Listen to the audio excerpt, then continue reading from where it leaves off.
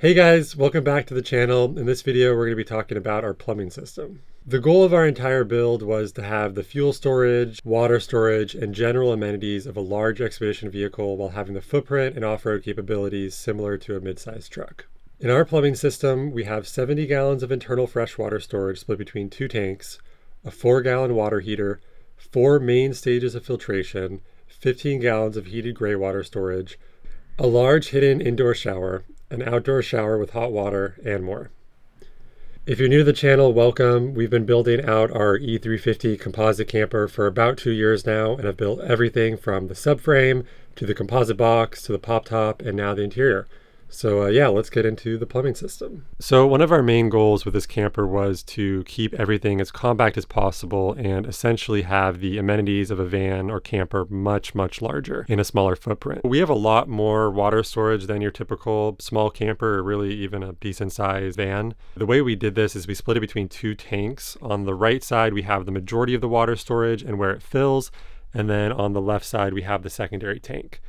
The nice thing about this is it keeps the weight relatively even between the 2 sides, so we don't end up with a super heavy driver's side, which was one of the issues we were running into early on in the design. To actually interconnect the tanks, we have this area that we've been calling the Darien Gap. And this is the one area where everything from the left to the right side of the camper crosses over.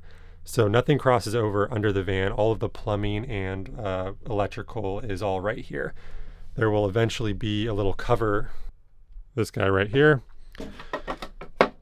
We'll just go like that, and there will be some trim on each side. This was 3D printed, by the way.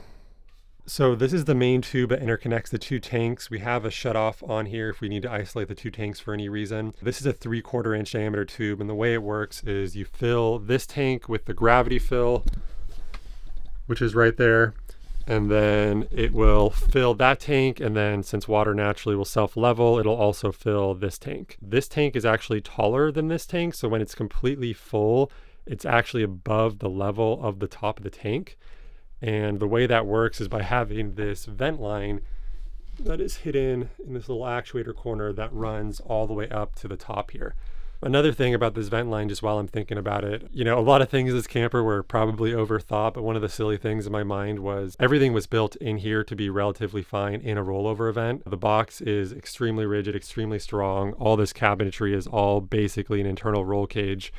Everything has been designed to handle what would be a low speed rollover. With that said, if we did what most people do with their vents and just ran it up into like the wall, if we were on our side, you would essentially have 70 gallons of water start pouring out into the camper and into the electrical area, which would not be great. So this vent line actually runs up and then goes out the back of the wall. I have a little filtration system on the back that keeps it clean, but just another one of those random things that we planned for. The manifold is a thing of beauty, one of my favorite parts of the camper, honestly, which is a little silly. We do need to label it now that I'm looking at it. I don't know what any of these cold water lines are, but we'll figure that out and get some labels on there. This is the main feed from the pump and filtration system. It starts to distribute all around the camper, and the hot water lines are very clearly marked. Here's just another example of how space efficient and crazy we went with everything. I did all these 3D printed hose guides. It's really not easy to have 3 different hoses completely follow the exact path you want without doing something like this.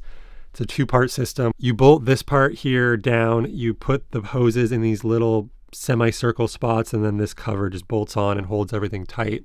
The reason we did this is to not have the plumbing take up any extra space that could be a drawer. So right in this here, we have an entire drawer that slots into here, and we're able to make this really tight bend without kinking any of the hose lines or getting in the way of the drawer system, and nothing can rattle here. Everything is nice and in place. While we're in here too, I can just show you, this is the main electrical harness that goes over to the driver's side. Because the batteries live on the passenger side, all the electrical comes in through here and then sends its way here to the main distribution, which is a mess. But the idea here again is this is not more than 1 inch tall, which is the height of this bar already here, so that doesn't take up any space that the drawer could otherwise occupy. What you can't see right now, because we had to remove a bunch of stuff to actually film this, is right here there's a drawer.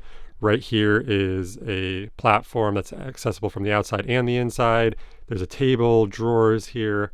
every single inch of the space has been used. And on top of that, not only has every inch been used, but it's also very easy to remove all of these things to service it. None of this is in some tight compartment that you can't get to. All you have to do is just slide out all of these things and then you have full access here.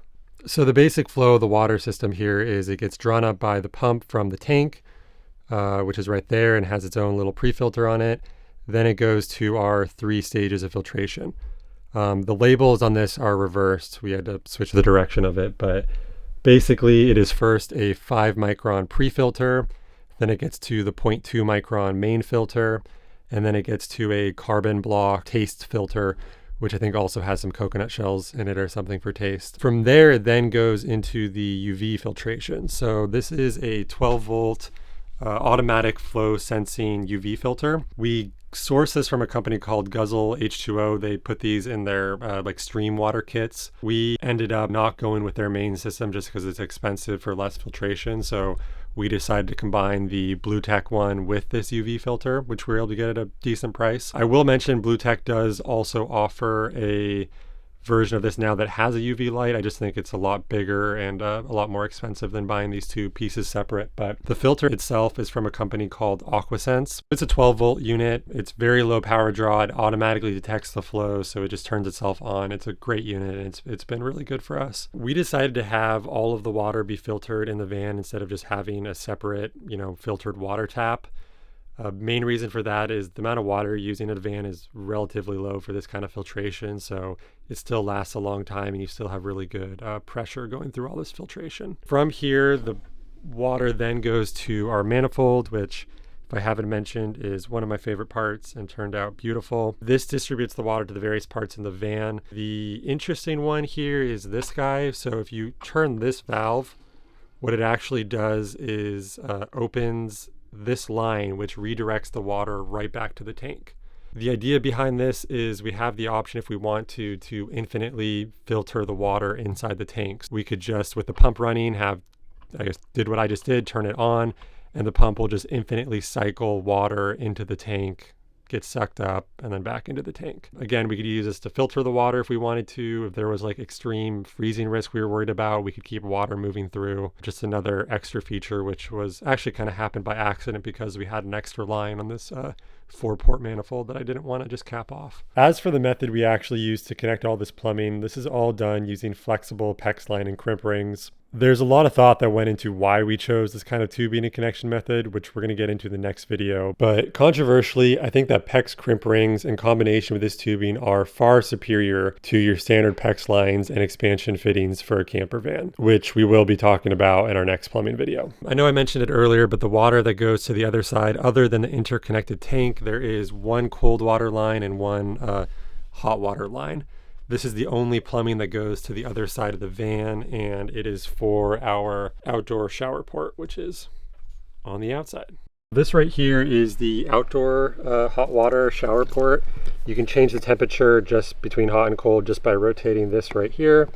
And then it's got this little extension on it. So yeah, it's got pretty solid water pressure. The intention is we can just shower out here. I honestly would much rather shower outside unless it's cold or we are in public. The other idea of having this out here is that we can use this when we're cooking. We have a plug-in right there and we can just get water here and not have to go inside the camper. We wanted to have some form of heated water. This is a 4-gallon tank from Isotemp. This unit runs off of 120 volts. You can also connect it to the main coolant line of your engine if you want to heat it that way.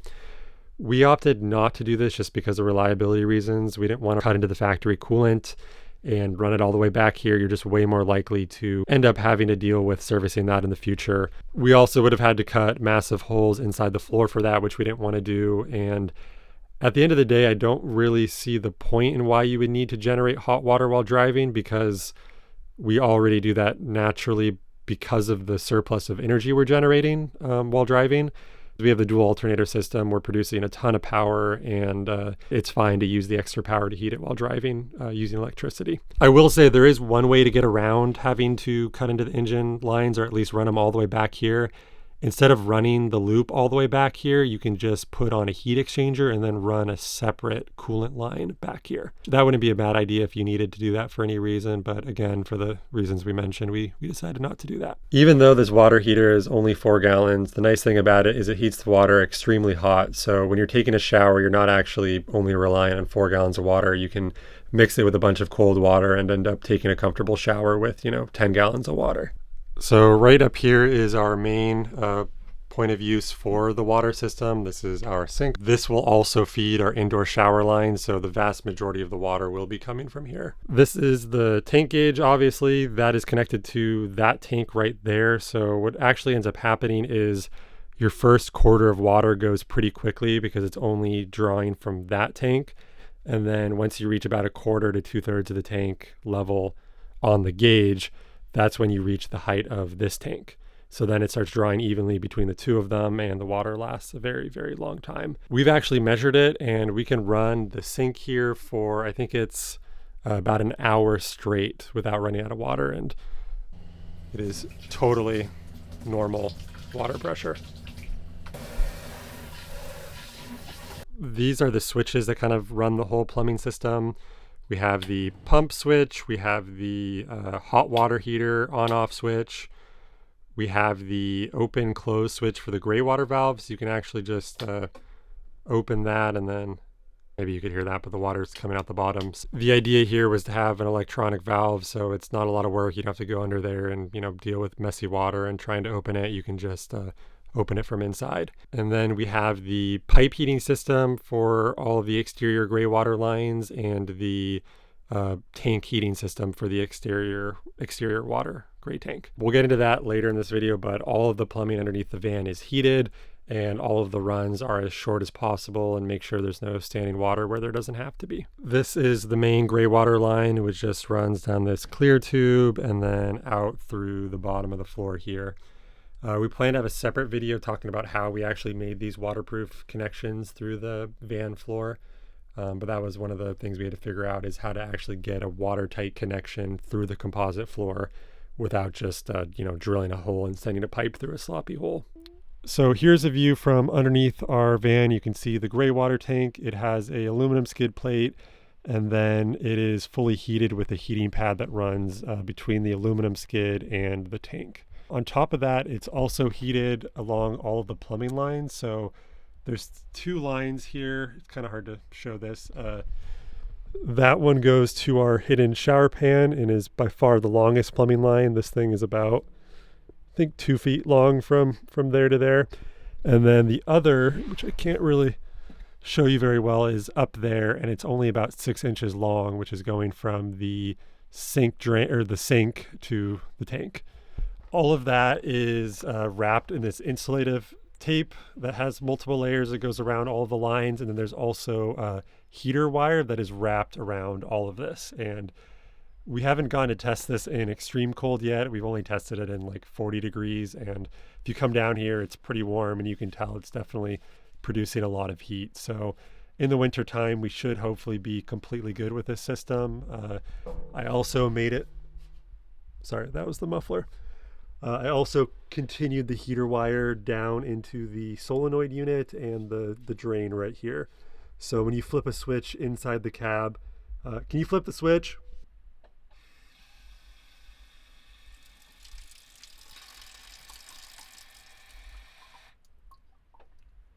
I love when gray water splashes on me.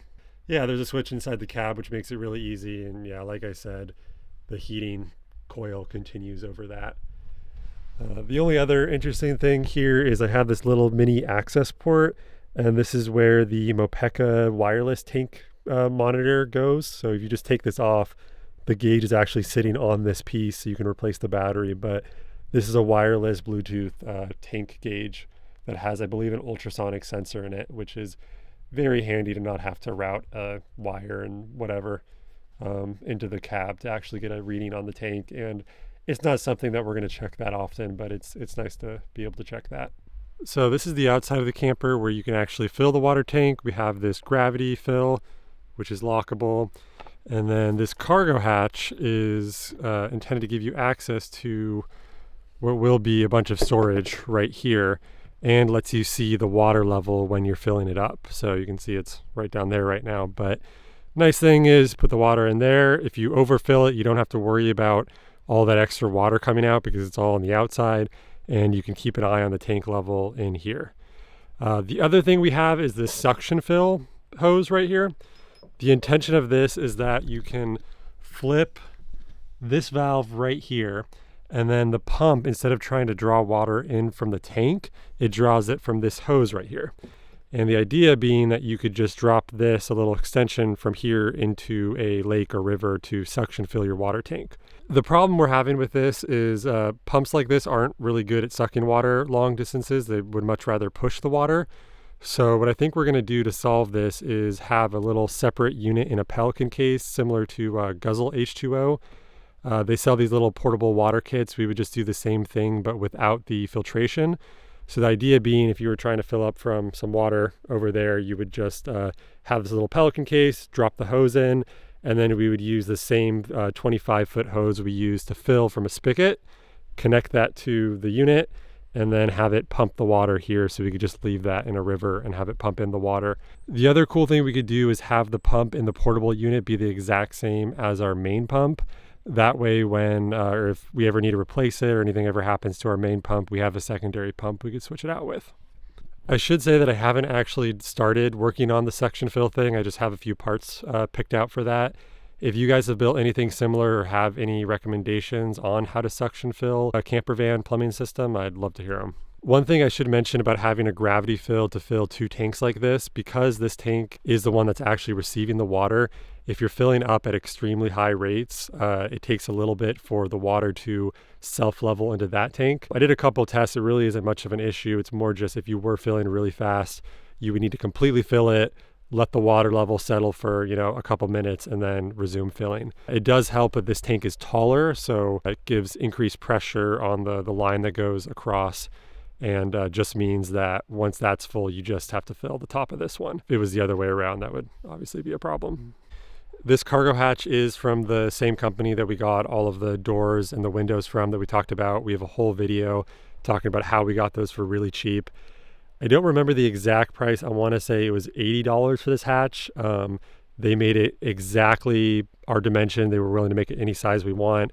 It has a bunch of seals here, fits really well, and then has twist locks right here. Seals really well, locks, we love it, and it was dirt cheap, a lot cheaper than the Arctic Tern alternative. Funny story about this hatch, I actually cut the hole in the wrong place. It was too low, and it wasn't high enough to get the things we wanted to get inside of here, which was mainly just some outdoor crap and camp chairs. So we already had the hole cut. It wasn't high enough. What we ended up doing is just buying another door that's larger. So that way the hole was too low. We were able to actually raise it up and then just use a larger hatch, which is why this actually goes lower than was planned. But it's nice. It gives access to a bunch of the plumbing stuff here, makes replacing this really easy from the outside. And there will be a nice finished board that we just need to install after this video that goes right here. If you guys made it this far, thank you so much for watching. We have a bunch of new videos planned. We're going to make another video talking about plumbing and kind of more of the specifics of the systems and how we did it and connected it, as well as some controversial opinions on PEX plumbing. Other than that, we have some plans for some 80/20 framing tips and just some general interior videos. So really looking forward to getting to show more of the inside with you guys. Thank you guys so much for watching, and we'll see you in the next one.